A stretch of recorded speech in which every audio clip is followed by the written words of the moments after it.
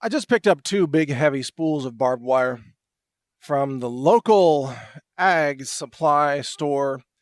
And these things are super heavy, by the way. I don't know if you've ever strung barbed wire, but you got to have these real thick leather gloves because this is 4-point barbed wire, not the 2-point wire. 4-point wire means that every barb has 4 points, and it's like 4 razor blades. It's just hanging out there on this wire. And the spool's got to weigh 100 pounds. I mean, it's heavy. And you got to have several spools. And when you're stringing up barbed wire, you have to use, I like to use wooden posts for the corners. And you'll put 3 posts up on a corner. And then you'll use non-barbed wire as a tensioner to support the corners. And then you'll string up the actual barbed wire and connect it using pressure connected, clamp connected little, I don't know if they're brass or what they are, but little maybe copper brass connectors. And that's how you connect barbed wire. Well, you have a tensioner too. A tensioner, kind of a ratcheted tensioner. So you get a lot of tension on it, then you connect it, and then you clamp it. And all the while, the wire is trying to cut the crap out of your hands and forearms. And there's no way to string out barbed wire without getting cut somewhere along the line. You're going to get cut or scraped. Now, it's just all part of what it takes to be a true Texan, frankly, is, you're outdoors, you're dealing with fences, you're dealing with cattle. If you're out in the country, either you have cattle or your neighbors have cattle, one or the other, or like me, you have donkeys, and we got to keep the donkeys in. And donkeys have a lot of room to roam, but you don't want them roaming, 10 miles down the road to the neighbor's place. Because technically, I think under Texas law, if your donkeys get out and go onto someone else's land for some period of time, then they could just claim they own the donkeys. Not that they would want my donkeys necessarily, but they might chop them up for dog food or something. You never know. So I don't want my donkeys getting out. So you have to keep the donkeys in. And so you got to build fences. And, building fences is funny. Before I moved to Texas, I had never actually built sturdy fences that are cow-proof or goat-proof or donkey-proof. And, you want a test of building a fence? Try to fence in some goats.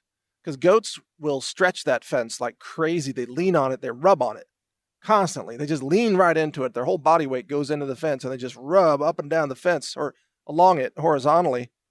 And any weakness in your fence will be discovered by the goats, and they will effectively open up a hole in your fence, and then you've got escaped goats, which is not such a huge deal.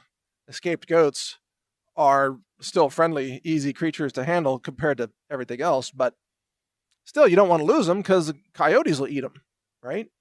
Or something else. Coyotes would love to get your goats. That's for sure. Everything that we have here is trying to be eaten by something else.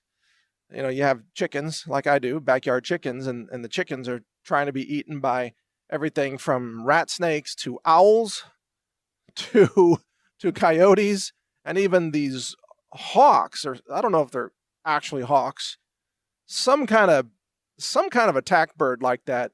They almost look like bald eagles, but I know they're not. They have kind of white tipped wings, and they're very common in central Texas. I don't know what they're called. They look like eagles, but I know they're not eagles.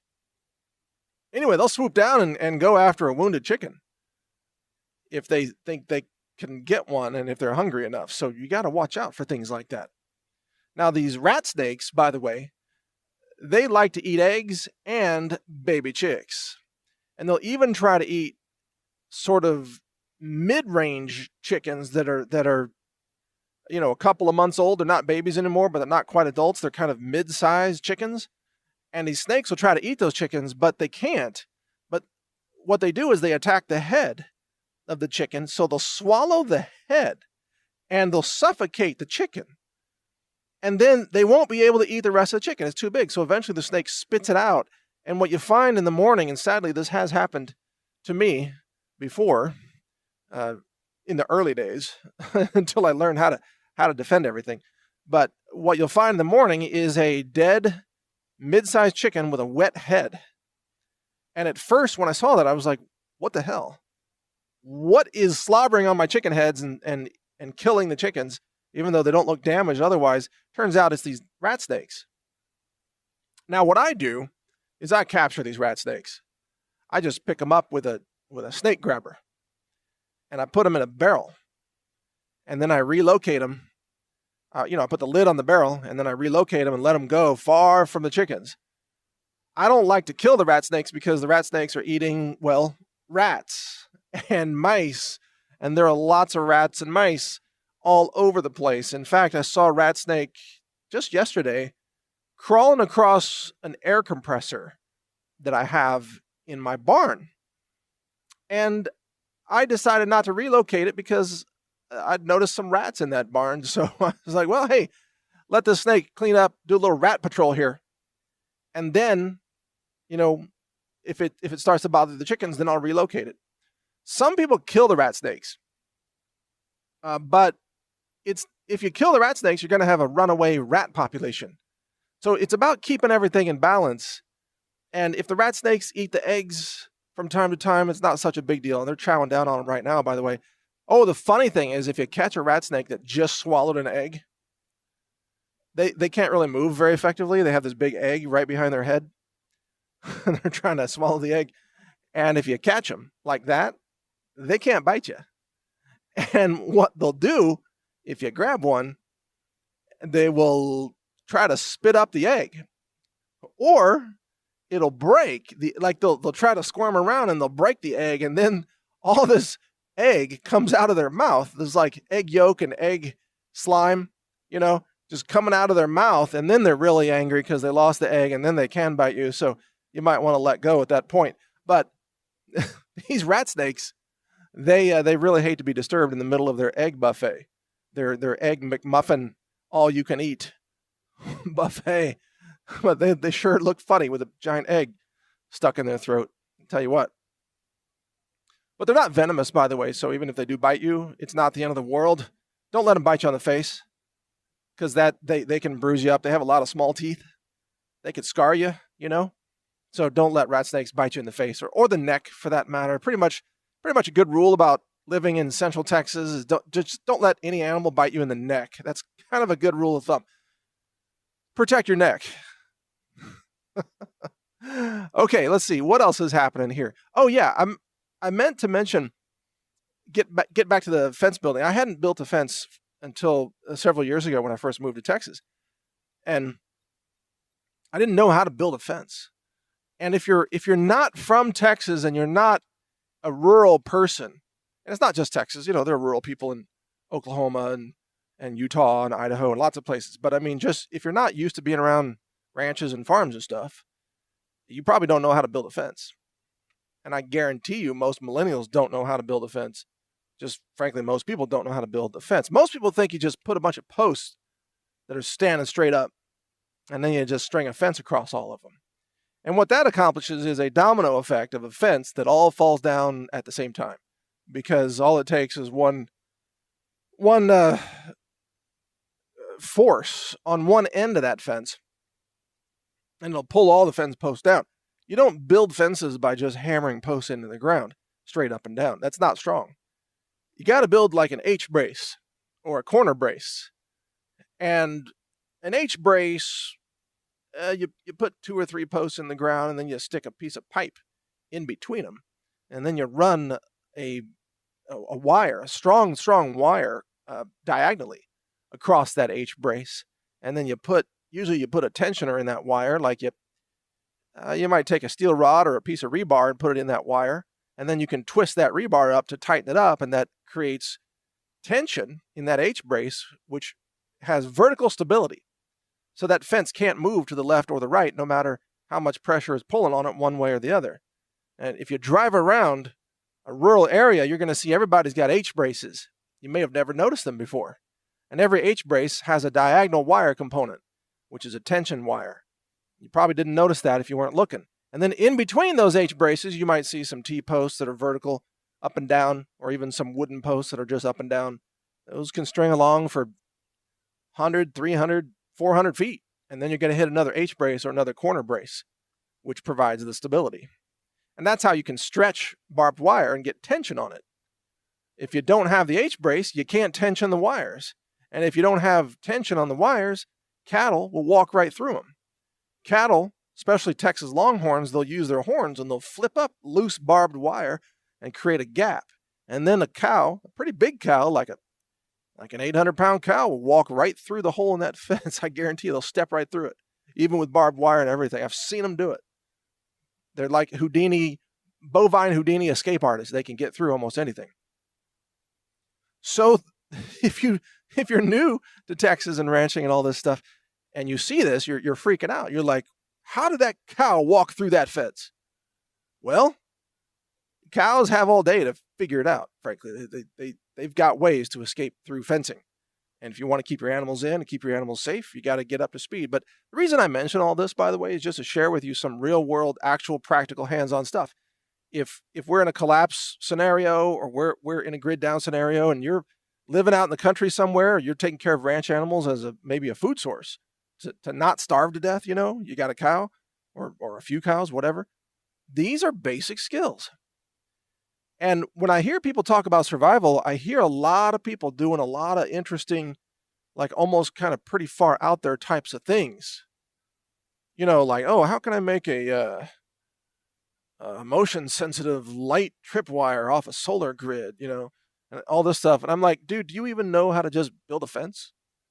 Why are you freaking out about all this stuff that's probably never going to happen when you don't even know how to keep a cow in a yard? That you should start with the basics. And I tell you, if it ever comes down to needing these skills, there are so many people that really have never done any of this kind of thing. I guarantee you, if you're, for the first time, you have to raise chickens, or for the first time you have to take care of cows or goats or rabbits or whatever you're raising for food. And by the way, rabbits are a favorite of a lot of preppers because they're really easy to deal with, and they have very high efficiency of generating, meat out of food. I don't have rabbits, but a lot of people do. But if it's your first time doing it, you're going to lose some animals because you don't know the mistakes. I knew a family in Central Texas that had, 20 or 25 hens that they had just gotten. I don't know where they bought hens, but they bought hens. And they'd set up a chicken coop in their backyard, which was right up against a forest.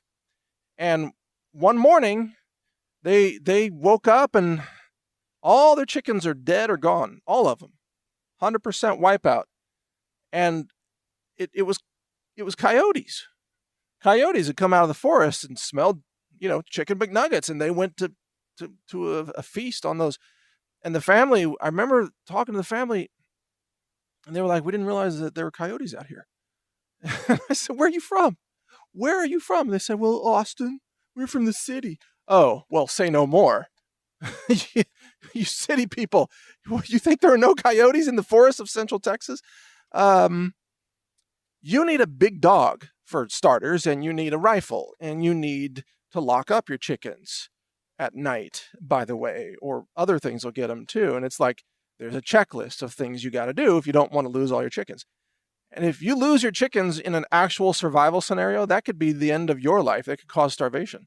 You could die from losing them. So these are skills that can save your life and also save the lives of your chickens or your cattle or your goats or your donkeys or whatever the case may be. And that's why it's one of the reasons that I decided to raise chickens. Not that I needed the eggs or that I needed the extra hassle of just lugging grain around all the time and feeding chickens. Believe me, that is not my definition of, recreational spare time. But I knew that I needed the know-how. I wanted the knowledge of how to take care of chickens. And now I've got that knowledge where if I lost all my chickens or gave them away, I know I could restart a flock of chickens and protect it and get eggs. And if I wanted to, even get chicken meat, if I didn't mind, killing the chickens. Although I don't do that now, in a survival scenario, I would do that. So these are hands-on skills. And there are a lot of people who have skills in the virtual world. They're experts at Snapchat. They're experts at SEO marketing. They're experts at theoretical astrophysics or quantum theory and all this stuff. None of that helps you eat in the real world. None of that helps you protect animals in the real world. You need to have a combination of real world skills plus whatever your expertise is for your economic, compensation, job market, that kind of thing. But all these real world skills, this is why I really enjoy living in Central Texas, because it challenges you every day.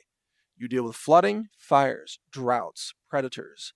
You deal with erosion. You deal with trying to save lives of animals. You deal with practical firearms. How do you defend your wildlife? I guess it's not wildlife.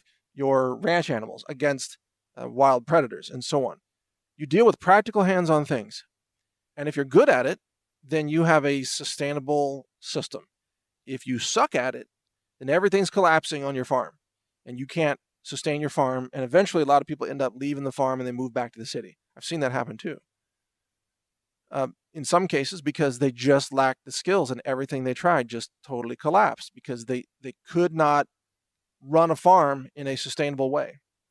If you can't run a farm, then you're going to have trouble in a collapse. Trust me on this point. I'm watching this rooster right now, by the way. This rooster is insane. He's running around trying to mate with any hen that he can grip. These roosters are like that too. They're just vicious. This guy, he's like Eric Schneiderman. He's like the New York Attorney General cock running around the chicken yard. He's like having intercourse and then beating up the chickens. It's like a day in the life of Eric Schneiderman.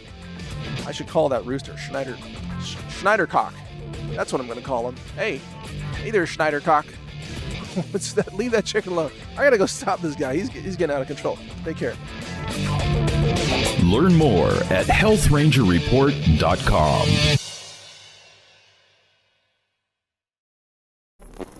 Thank you for watching. If you want to support our mission, visit us at healthrangerstore.com for the world's largest selection of lab-verified superfood and nutritional products for healthy living. It's at healthrangerstore.com.